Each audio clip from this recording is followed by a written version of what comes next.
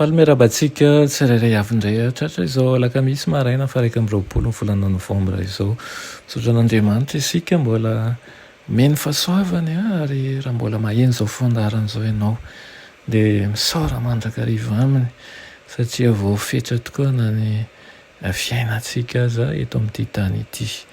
Aloha anderantsika ny amin'ny mofonainan'io dia vavaksika. Ianay tsara andrezan-danitra mbola vempisaoranao izay amin'izao maraim-baovao omenao anay izao.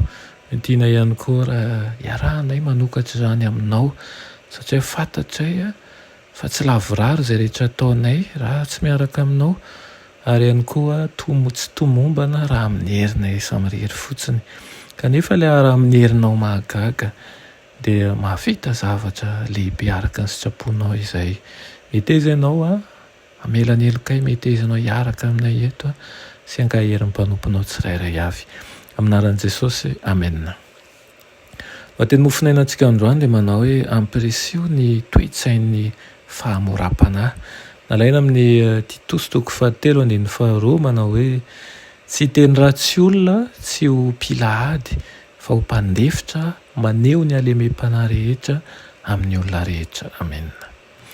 Firifiry amin'ireo mpiasa mahasoa sy omekajy ao amin'ny raharahan'Andriamanitra no nofanina tao anatin'ny adidy izay feno fahatsoran'ny sarangam-piainana ambany indrindra teo ampamolona no nakanan'ny Gideona mba ho tonga fitaovana nampiasain'Andriamanitra nafika ny tafika nasaina nandao ny omby ny Elisa mba hanompo an'Andriamanitra asa mafy sy tsy mahafinaritra loatra no asaina tanterahany ireo rehetra tonga mpiara-miasa amin'ny Kristy ary ny lesona ampianarina azy dia voafidy amin'ny mpahendrena sy mifanaraka tsara amin'ny toetrany manokana sy ny toetry ny asa mpanaovina azy.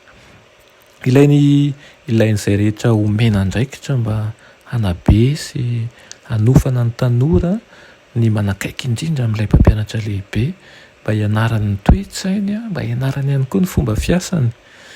Maro ary betsaka ny lesona tokony omenany tanora izay hisy fiantraikany eo amin'ny toetrany sy ny asany eo amin'ny fiainany. Tokony ampianarina azy ireo fa tsy azo ny filazantsara ny Kristy ekena ny toe-tsain'ny fanavakavahana. Tsy omena toerana ny fitsarana ny hafa amin'ny karatsipana izay mitarika ao amin'ny fanandratan-tena, tsy mba manambanina ovinana izay mandray azy ny fivavahan'i Jesosy na mahatonga azo mpitsatrevatra, tsy mahatonga azo ratsy fanahy kokoa amin'ny fisainana na ny fihetseham-po manoloana an'ireo nanoloran'i Kristy ny ainy izany. Ratsy ny zavatra rehetra izay mandrisika ny fanakianana izay miliba, ny toetra pitsikera sy pitsongoloka ny fahadisoan'ny hafa sy ny kilemany, manome laka ny tsy fitokiny izany izay mifanohitra amin'ny toetran'i Kristy ary tena manimba ny saina. Ireo izay manao an'izany dia miala tsikelikely amin'ny tena toe-tsaina kristianina.